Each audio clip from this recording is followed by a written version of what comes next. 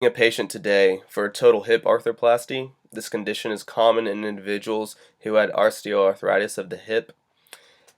Total hip arthroplasty is a hip replacement surgery that helps improve the diseased hip and make it more functional for the recipient of the surgery.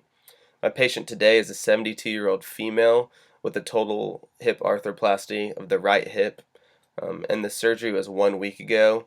The surgery is also done posterior approach, which will be beneficial when dealing with the precautions after the hip surgery. The patient lives with her 45-year-old daughter, who will be her caregiver. Precautions after this hip surgery. Um, the first one is that there should be no flexion of the hip past 90 degrees. The second one is that there should be no adduction of the hip past midline of the body. And thirdly, there should be no internal rotation of the hip. Contraindications of total hip arthroplasty are if there's joint infection or systemic infection, neuropathic hip joint, or paralysis of muscles around the hip joint of the affected hip. In this case, Ms. Doe has none of them, so we can proceed on the therapy and the exercise program. This program is meant to reduce pain and will help increase the strength of muscles acting on the hip.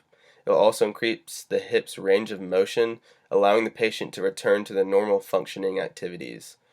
The next clip of this video will help the patient and caregiver in understanding the home exercise program made for the patient, Ms. Doe. It will include the exercises Ms. Doe will use, and as well the rationale behind the exercises used. Hello, Ms. Doe. How's it going? Going pretty good. Alright, well, I'm going to be helping you today and showing you some exercises you can do to help your condition with your hip replacement. So, I'm going to first go over some precautions that you need to keep in mind before we do anything, before you do the exercises. So, your first precaution that you want to do is you want to make sure that your hip does not go past 90 degrees. In other ways, you want to make sure anytime you're moving around, don't bring, like if you're sitting, make sure that your hip doesn't go past right here. 90, you want to make sure it stays more leveled out. Okay. Keep a larger angle.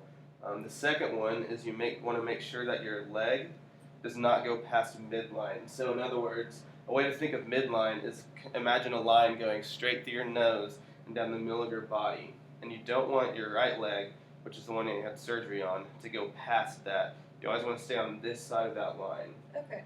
Okay? And then your next one is you don't want to do internal rotation. In other words, you don't want your toe to go point towards your other toe like this. You never want to do this. You always want to keep your knee and your toe facing either straight up or a little out this way, but never towards this way. Okay. Does that make sense? That does. Perfect. Can you repeat those back to me? Yeah, so first one is I don't want to bend past 90 degrees, you said, which is like sitting in a chair. So I want to keep my leg out in front of me. Second one, you said not to bring my surgical leg in. I want to keep it straight with my toes up.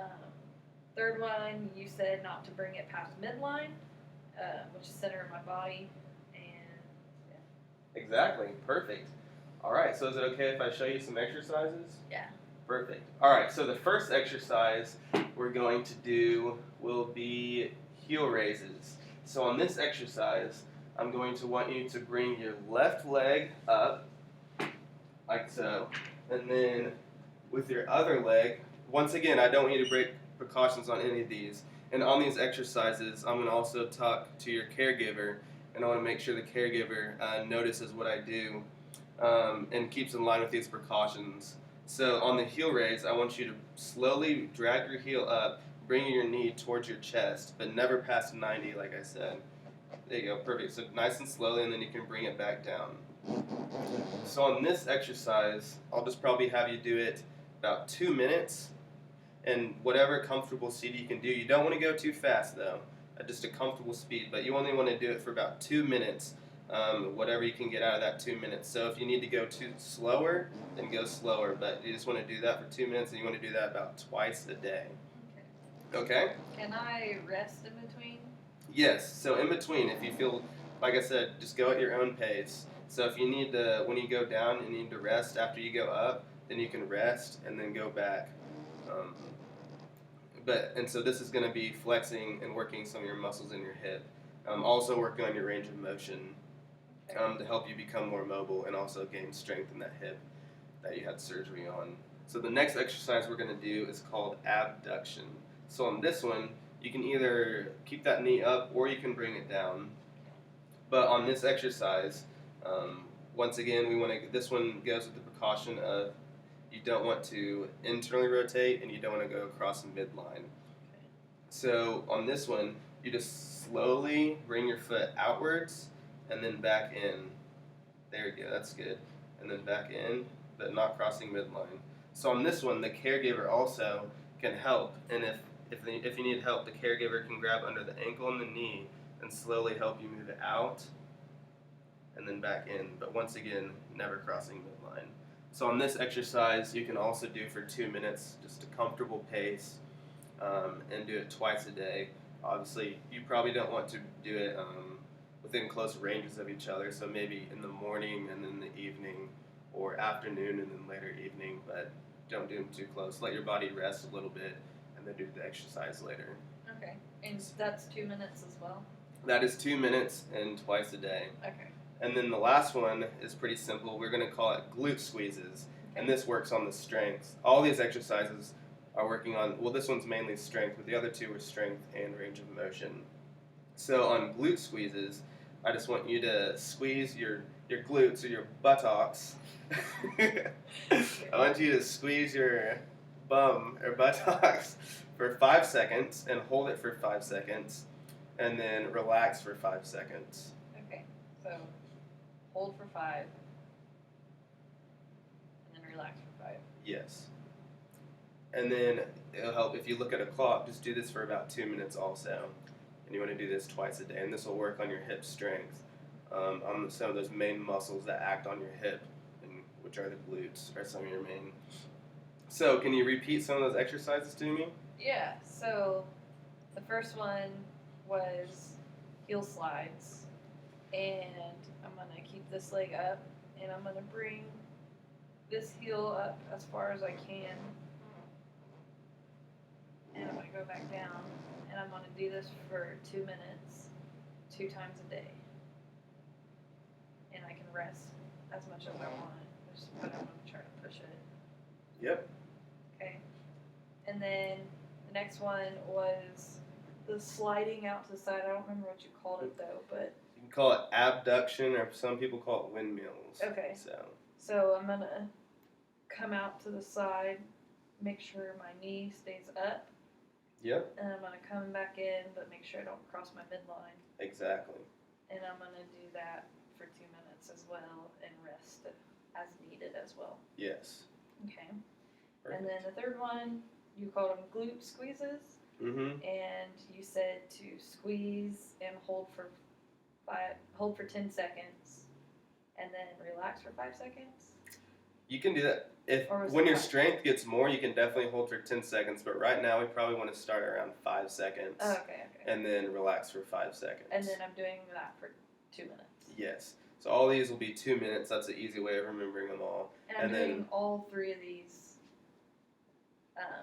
2 times a day. Yes, 2 times a day for all of them.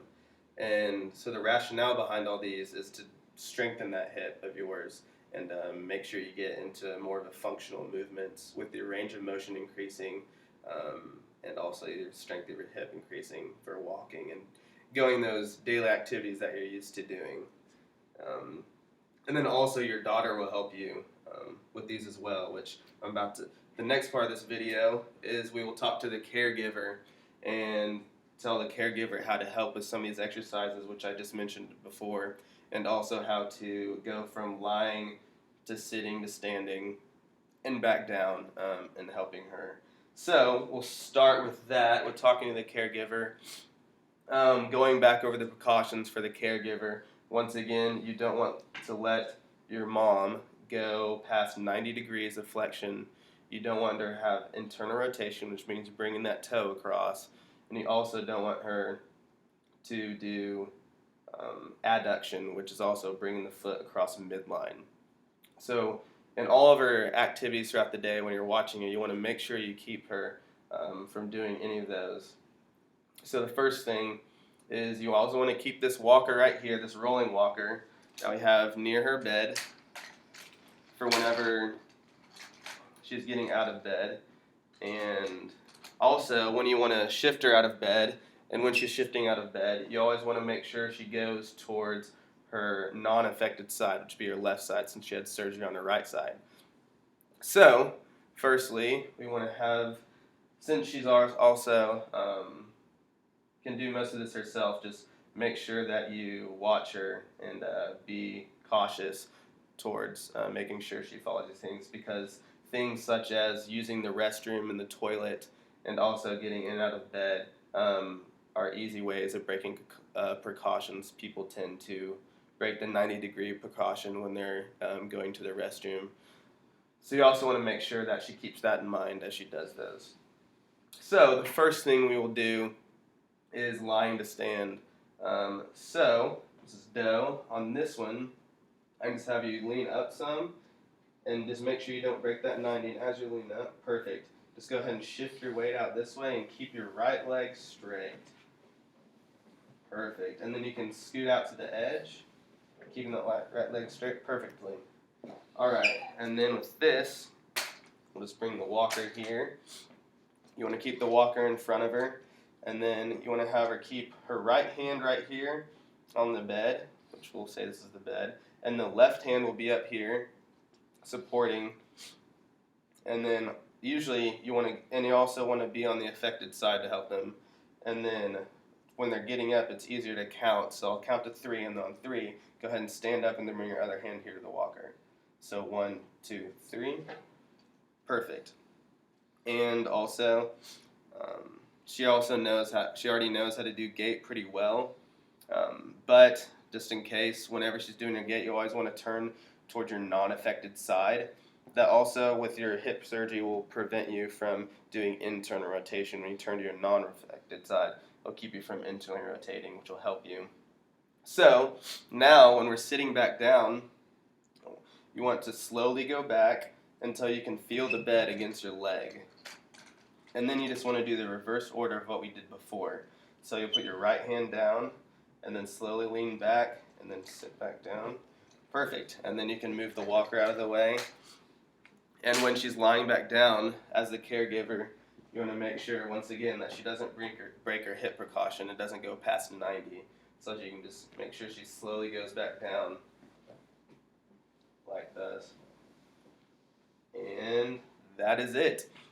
So just make sure you remember all the hip precautions, once again, and everything you do with helping her. And that is all. Do you think you remember everything? Yeah. Yeah, Perfect. definitely.